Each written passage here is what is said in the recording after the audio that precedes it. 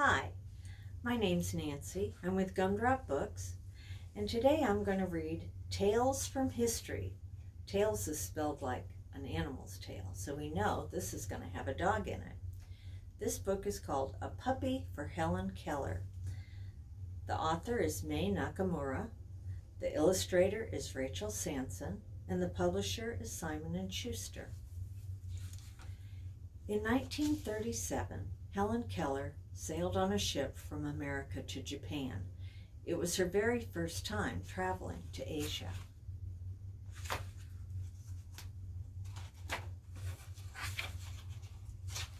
Helen Keller was a famous author who could not see or hear.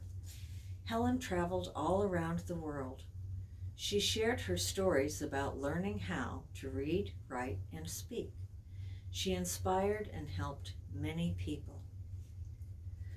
A blind man named Takeo Iwahashi had invited Helen to Japan. Like Helen, he wanted to help other people like him. He printed many books in Braille so that blind people could read and learn. Braille is a series of raised dots so that people would feel them with their fingers since they couldn't see them with their eyes. The Japanese people loved listening to Helen's speeches. Helen spoke about peace, respect, and understanding other people's differences. Helen also had a special request while she was in Japan. She wanted to meet an Akita dog.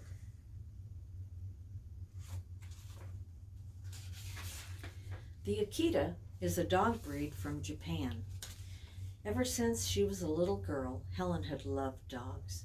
She had owned many dogs, but she had never owned an Akita. Helen read about the true story of the Akita named Hashiko. Every evening, Hashiko met his owner at the train station. But one day, Hashiko's owner did not come home after work.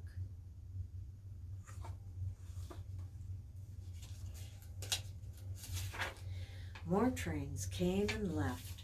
Hashiko waited and waited, but his owner never appeared. The next day, Hashiko went to the station again. He went the next day and the next.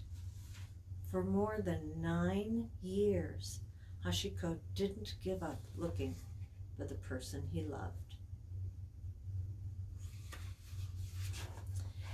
Helen was inspired by Hashiko and his loyalty. She wanted to meet an Akita dog. She met a small puppy that she named Kami. Kami licked Helen's cheek and cuddled in her lap. "May I keep him?" Helen asked.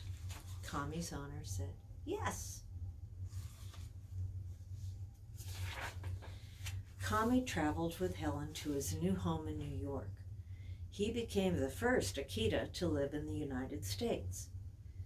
But a few months later, Kami died from a virus that affects some dogs. Helen was very sad.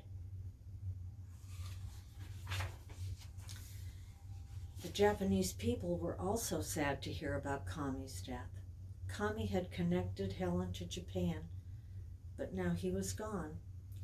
The Japanese people had an idea. They would send another dog to Helen.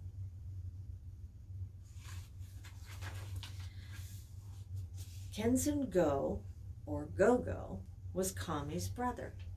Gogo was bigger than Kami, but he was just as friendly.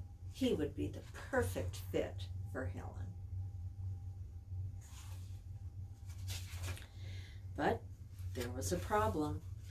Trouble was brewing between Japan and the United States.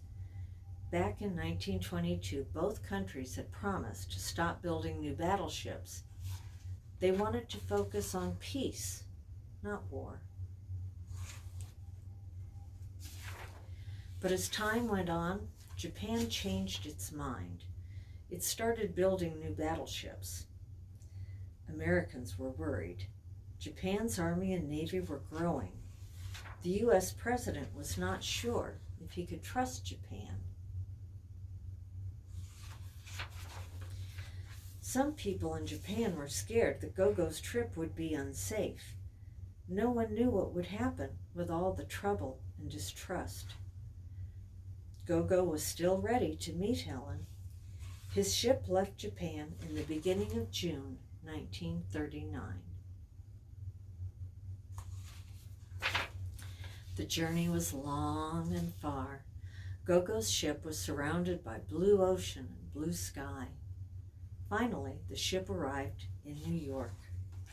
Would Gogo be allowed off the ship?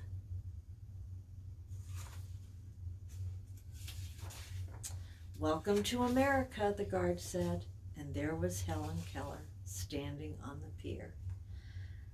Gogo ran to his new owner and gave her a big doggy kiss. Helen laughed. They were so happy to be with each other.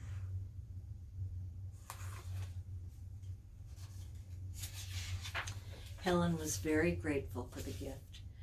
When Helen was with Gogo, she remembered all the kind people she had met in Japan. No matter what happened, Helen would always think of the Japanese people as her friends. Gogo lived a long and happy life with Helen Keller. Nothing could separate an Akita and its owner. Thank you for listening. Thank you, Simon & Schuster, for letting us share this book.